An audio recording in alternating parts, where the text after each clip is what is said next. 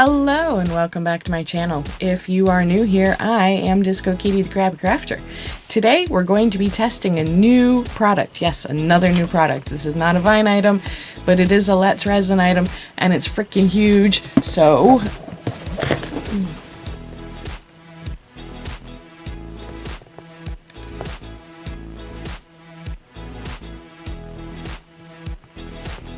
it's another resin cooker.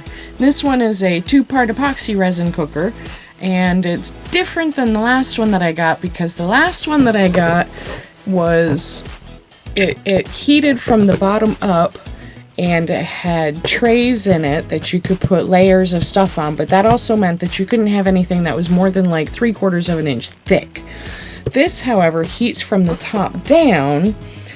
You know, it's all convection, hopefully. It has one tray, it only has one place where you can put stuff, you can't stack stuff, but theoretically that means that you can put bigger things in it. I haven't opened it yet, so I don't know what the actual capacity is, but I can't wait to find out. Let's get into it.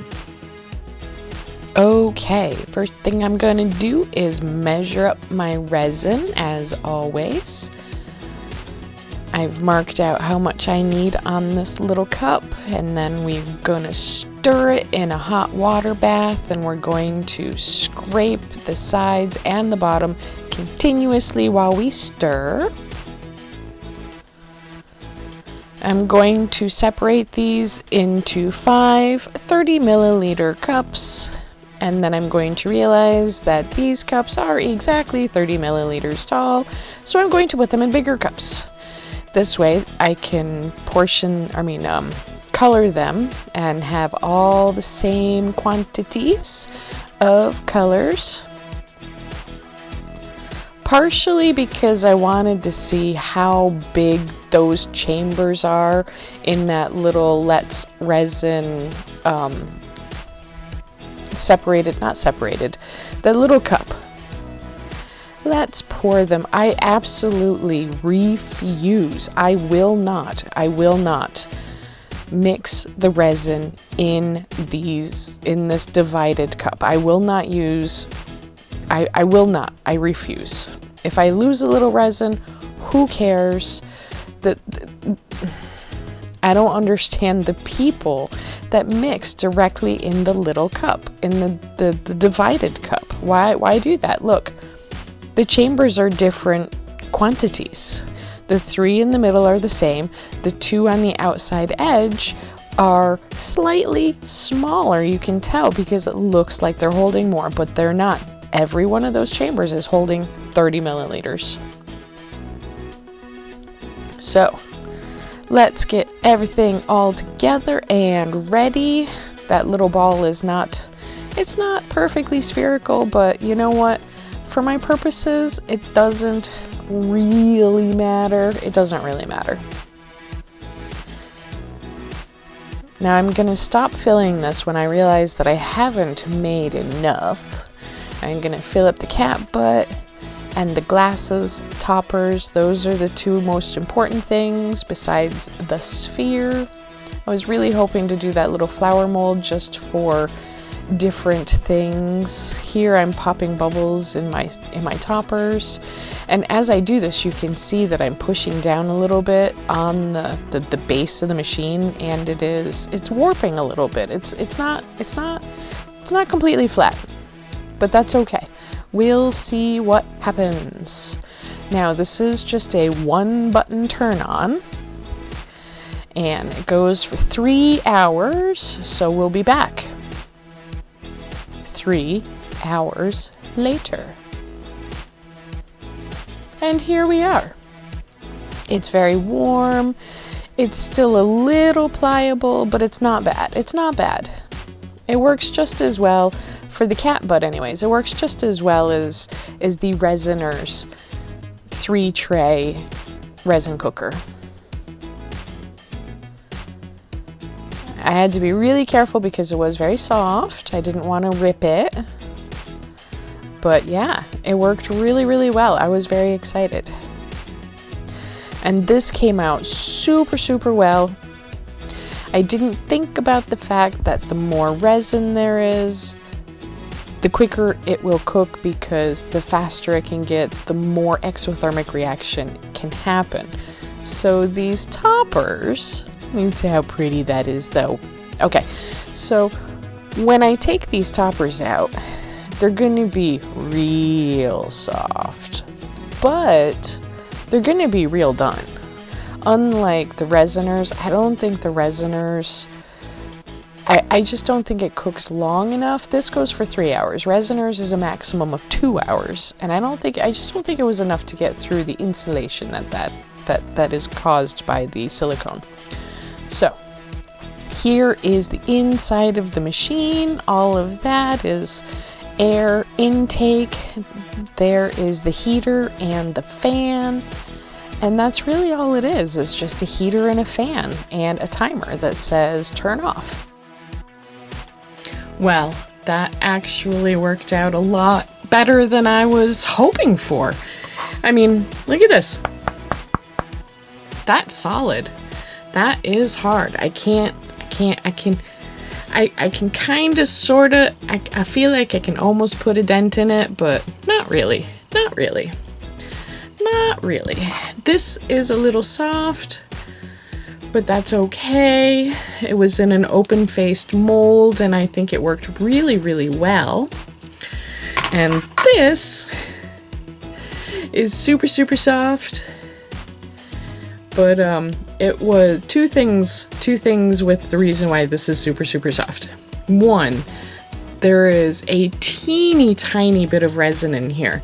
The less resin you have, the less reaction you're going to have, the longer it's going to take to cure, period. So because this had a lot of resin in it, it cured up real good and real quick.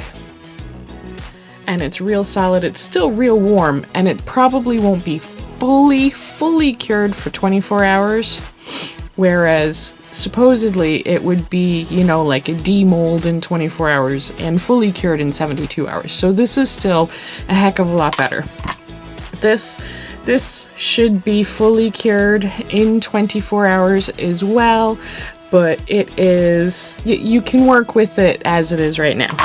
And this, well, this was really good anyways. I can do two things with this. I can bake it again and make sure that it's nice and solid. I can, or I can just let it sit on its own and cure overnight. But again, it's workable the way it is right now. So yes, I was really happy with how well this worked. I wasn't sure if it was gonna do the big piece, but it really did. It worked on everything. It worked on everything I put in there. I feel bad that I miscalculated, so I wasn't able to put this kind of mold in there. I really wanted to, but obviously can't do maths. I screwed up how much resin I needed. I made just exactly enough for these. Well, and actually not even. I made just exactly enough for these. And if I hadn't done this one, I probably would have been able to fill this. But that's neither here nor there. It works. It's worth it. I don't know if it's worth the full price. I don't remember what the full price was because I got it on a Black Friday special. But yeah, I totally recommend it. Between this and my other resin cooker, the one that does a maximum of 2 hours and has adjustable settings, which this one does not have, that is the only thing I don't like about this. That's its setting. That's all you get. You get one button.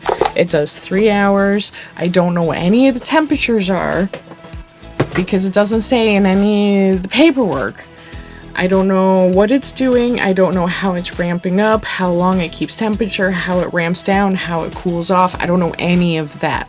With the other one that I have, which is from Resiners, you know, the one with the 3 tiers, you know, it's square, it's about this big, it's like half the size of that thing. This thing is huge, but the Resiners one has trays. You could put things on the trays. You can have multiple trays going, little things. You can't have anything more than like 1/2 inch, 3/4 of an inch. It has 2 knobs and an AI setting, which AI is used too much. It's just an automatic setting. It's not AI. It's pre-programmed to do a 2-hour run starting at like 90 degrees and going up to 156 or whatever, and then cooling off again afterwards.